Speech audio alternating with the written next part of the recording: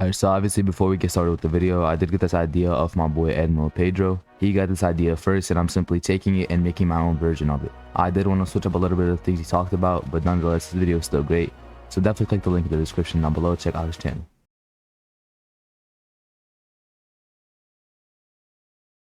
The 7 deadly sins are the 7 greatest sins that you can commit according to the religion of Christianity. And in today's video, we're going to be going over Roblox developers as the 7 deadly sins. The 7 deadly sins are lust, gluttony, greed, sloth, wrath, envy, and pride. And in today's video, we're going to be going over every single Roblox developer and seeing which one fits into each of these sins the best. I'm going to be going in the order that's shown on the Wikipedia page for the 7 deadly sins. So for the first sin, we have the sin of lust. When people think of lust, they think about certain things that I cannot say in this video. But the actual definition of the 7 deadly sin of lust is an overwhelmingly intense desire for something. You can lust for anything, not just women. But in this particular example, we're going to be talking about someone that lusted for something a little different than just women. In this example, I'm talking about the Roblox developer and ex-worker at Roblox, John Shedletsky. John Shedletsky is allegedly one of the developers for the Roblox game known as Welcome to Bloxburg. This is one of the biggest games on Roblox, averaging over 30,000 concurrent players despite its 15 Robux fee to play the game. Now since then, this game has been sold off to multiple different owners, but I believe he was the original. He is one of the admins at Roblox and was one of the first Roblox users to ever create an account on the platform. His wife is also a Roblox admin and they actually met through the platform. But on August 7th, 2023, a Roblox user known as Trust Me I Am Scottish uploaded a video to YouTube called The Roblox Developer Arrested by the FBI. John Shedletsky was actually using his platform and his authority on Roblox to take advantage of little kids that wanted things such as free Robux and items. He would take advantage of them, groom them, and ultimately try to link up with them in order to commit the sin of lust. The main game and group used for the crime is called Sonic Eclipse Online. This was seemingly a harmless Roblox game, except the developers behind it had some mean intentions. You guys can get all the details in the video that I'm going to link down below. But all you guys need to know is that he pled guilty to both felonies and is expected to be sentenced to 180 months per charges and up to 20 years in federal prison. I will link the video down below, but here's a quick snippet of the video that may help you guys understand the situation a little bit better. There's one user in particular that Arnold became very involved with, who we'll call Sarah. Sarah was 12 years old in 2017. Arnold was 24. He knew exactly how old she was, but this didn't stop him from sending her sexually charged messages. You're 12. I expect you to be a little slow on the upbringing, but soon I'll corrupt you beyond your wildest dreams. Please. No. You're the reason I'm gonna end up behind bars. Wow, that one aged well. These are just a few of the messages Arnold sent to this young girl, and she wasn't the only one. Nonetheless, he managed to dodge being exposed for his pedophilic antics for another 3 years, during which his game and subsequent popularity exploded. That's some pretty weird stuff, I'm not gonna lie to y'all, but anyway, let's get right on to the next sin.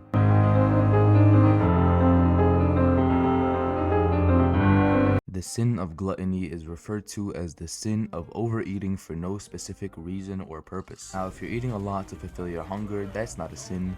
But when you're already full and you continue to eat and eat and eat and keep craving and desiring this one thing, even when you already have enough of it, this is considered the sin of gluttony. Now, you can have gluttony for multiple different things, not just food, but it is most commonly used for food because back then the Bible was first created. They didn't really have, money and things like that. The main currency they had was food. Nowadays, you can have gluttony for many things like money, fame, and a lot of different things. The person I'm talking about for the sin of gluttony is GameFam. GameFam is not one person, it is an entire studio, but it's run by some pretty sketchy people. There's an entire video by Techie OP on GameFam, and in my opinion, it's one of the best videos on this topic that I've ever watched, so I'd highly recommend going ahead and watching that video. But to cut it short, basically what GameFam is they're a Roblox game studio that went ahead and bought the IPs for a ton of different Roblox games and a ton of different animes, and basically they're shutting down all the games that are better than theirs that use the IP without having paid for it, because obviously once the other game is shut down and the people that are fans of that anime have nothing to play,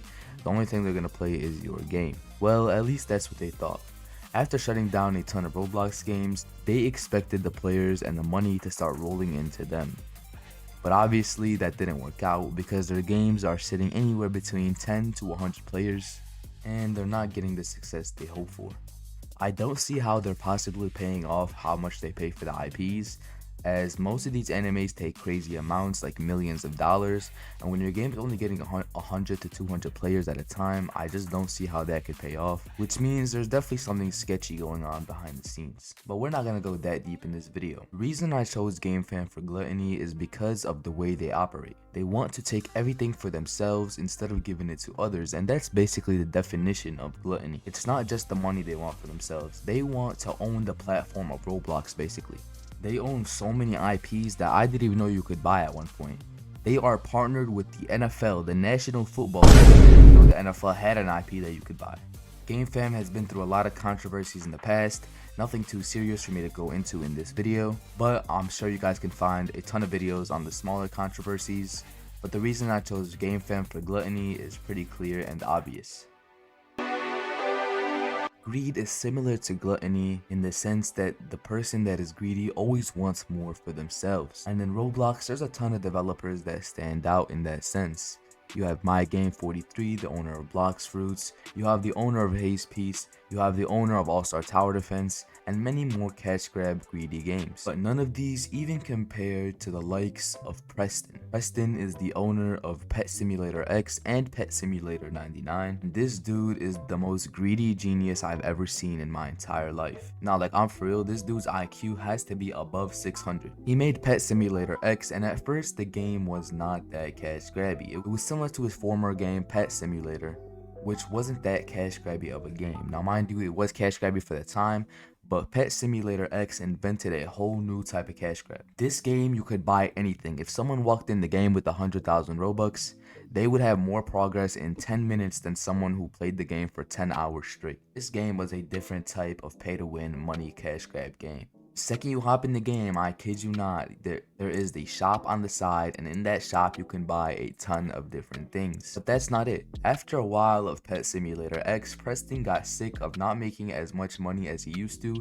because people had already owned most of the game passes, and he couldn't really think of new game passes to add because he added basically every single one in the book. So what did he do? He sold off Pet Simulator X to a random person. Actually, I think it was a game studio, my fault.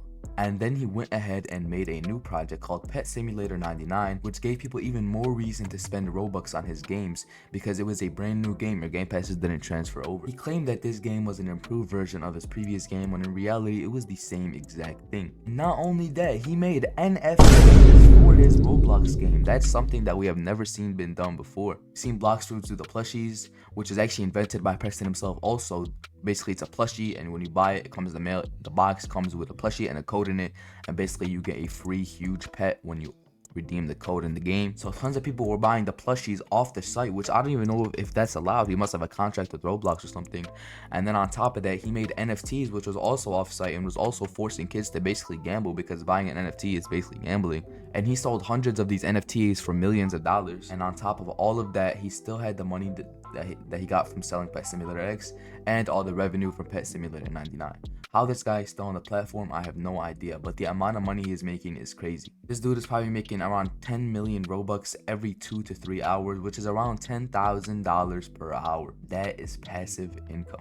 This dude is doing nothing and waking up to 200 bans. This amount of money is unfathomable and should not be allowed to any human on earth, really. But I guess if you're that smart and you find a way to manipulate the system, then you deserve the money. I'm not being a hater. Preston is definitely the greediest developer on Roblox, and it clearly shows in the way he operates his games and his business. Not to mention, nowadays he doesn't even do any of the work himself. He hires people for insane amounts of money to do the work for him, so all he does is sit around and have the game under his name, and he makes millions of dollars per month. So in my opinion, it's pretty clear why I chose Preston for the sin of greed. Alright, so the next sin we got is the sin of sloth. Now, sloth is basically, to keep it short, laziness. Now, there are a ton of lazy Roblox developers. I'm going to keep it a buck with you guys. But the top two that I could think of are Uwap and Foyi. These are the developers of the respective games, Grand Peace Online and Project Slayers, arguably two of the top 3 biggest Roblox anime games behind Bloxfruits. These developers make so much money off of their games, it is wild, yet they still refuse to drop consistent updates despite them not even having to do any of the work. They could easily give someone 10% of their game and they'll do everything for them. They just have to sit there. Yet they refuse to update and refuse to do any work. I'm actually going to focus on UWAP just because I played Project Slayers for a long time and I have more background info on UWAP. UWAP released Project Slayers and it was instantly one of the most popular Roblox anime games on the platform. But after about 2 to 3 months, people started getting bored of the original game and storyline, so they just hopped off the game waiting for an update to come out. And UWAP did drop an update almost 8 months later. This is way longer than the expected time that people wanted to wait for an update. Nonetheless, it was still an update and the game went back up to over 100,000 concurrent players. Then after that, 2 to 3 months, the game started slowing down again until 8 months after that where update 1.5 dropped. Again, the game went up to over 200,000 concurrent players for half an update. Imagine if this was a full update, it would be wild. People were still on the game, they were grinding it out, there was trading, everyone was happy, and then a whole black marketing situation happened and the game started to slowly die out due to lack of grind and fun. And that's basically where we are right now. It's been over 6 months since he has updated update 1.5. and I don't know when we're supposed to be expecting update 2 to drop. He did put in his Discord server a special date, but that may be for a different game. But as of right now, UWAP is definitely too lazy to update his game. Now he does have some issues with the scripting of the game, but he does know how to do it. It just takes a little bit more effort. And with the amount of money that he's making, there is no way that he can justify not updating for that amount of money. So for Sloth, I'm definitely going to say it's UWAP, although you could have a really decent argument for FOU as well. The next sin that we're going to talk about is wrath. Basically, wrath is just anger management and anger issues. Every single person watching this video has dealt with someone that has anger issues before, so we're all familiar with wrath. And for this specific example, I picked developers of Grand Kaizen. When I was watching Admiral Pedro's video, he actually mentioned a very good point. These are not very good people and their game is even shittier than they are. So for that, I agree with his selection to put them for wrath. You guys can go look at Corgi VR's Twitter for the full story, but just to keep it short, basically what happened is that Corgi VR told the developers of Grand Kaizen when the game first released that the game was buggy and has a lot of things that they need to fix. And they responded, "Alright, but at least I'm not broke though." So 30 minutes after the game released, Corgi told them all the bugs, and they basically said, "Yeah, I'm not broke," and sent a thing of 3 million Robux, which is equivalent to around 10 million USD in around an hour. And basically with this amount of money in half an hour, like 10 bands, that's a lot of money. Obviously the game was pretty successful upon release. Now right now the game is pretty dead, so I don't think they're making at 10 bands every 30 minutes anymore, but nonetheless they were making a good bit of money. Now instead of saying, "Alright, we'll get to fixing the bugs, we just want to take a little rest," they basically flexed their money and then banned him from the server. This is absolutely devious, bro. I'm not gonna lie. It's almost as bad as the Type Soul developers. Thing is, Type Soul is actually a decent game. This game is straight booty butt buttons. There is nothing good about this game. There is no reason I would play this game over another game like Jujutsu Infinite. So that's basically the reason that these people are gonna be for the sin of wrath. Next up, we have the sin of envy. For envy, I went ahead and chose MyGame43, aka the owner of Bloxfruits. Now you may be wondering, who the hell could he possibly be envious of? He owns the most successful game on Roblox. And I do definitely agree with that.